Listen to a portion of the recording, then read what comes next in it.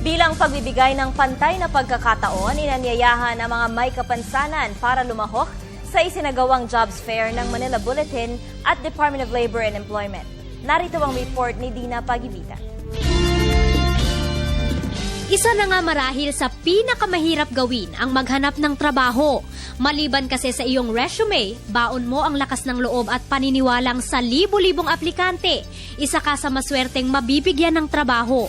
Sa umuunlad na bansa gaya ng Pilipinas, ang magkaroon ng trabaho na nga ang pinakamainam na paraan upang makaangat ka sa buhay. Upang ilapit mismo ang trabaho sa mga aplikante, nagsasagawa ng mga job fair. Tulad na lamang ng job fair na ito ng Manila Bulletin, kaakibat ang Labor Department na itinaon sa holiday. Ang mas nakakatuwa rito, binigyang prioridad ang mga kababayan nating may kapansanan o ang mga person with different abilities.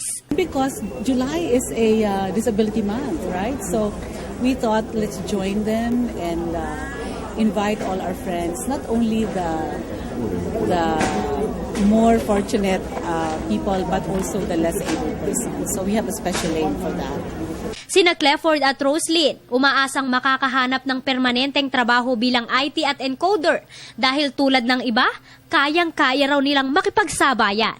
Ayun, masaya kasi kahit may job fair, kahit hindi mga job fair na normal, kasama kami dito, masaya kami kasi kahit binibigyan kami ng importansya kasi kahit naman ganito kami, kaya naman namin magtrabaho.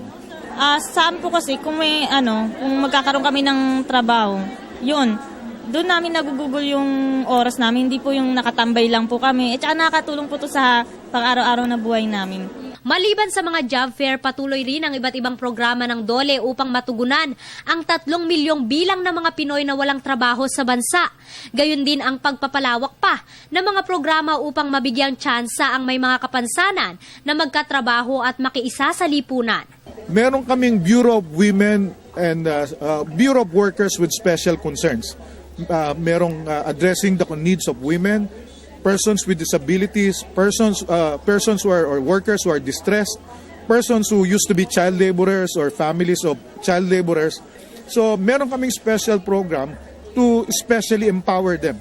So yun nga, magkaroon ng tiwala sa sarili, mag-acquire ng ibang kakayahan. 2013, nagtala ang DOLE ng 113 million na hired on the spots na mga aplikante sa mahigit 1,400 na job fair. Samantalang hindi pa man natatapos ang taong 2014, nasa 27,000 ng mga Pinoy ang na-hire on the spot. Bukod sa pangunahing lugar na nagsusulong ng PWD rights, isa rin ang Mandaluyong sa mga nagsusulong ng iba't ibang programa upang turuan at tulungan ang mga mamamayan nito kung paano magnegosyo at makapagtrabaho.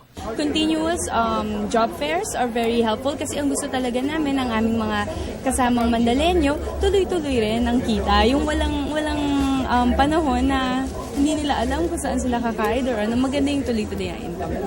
Upang umunlad, kailangan ng tiyaga at sakripisyo. Kaya naman naway hindi natin iasa sa loto ang ating swerte. Bagkus, kumilos tayo at magtiwala sa ating sarili.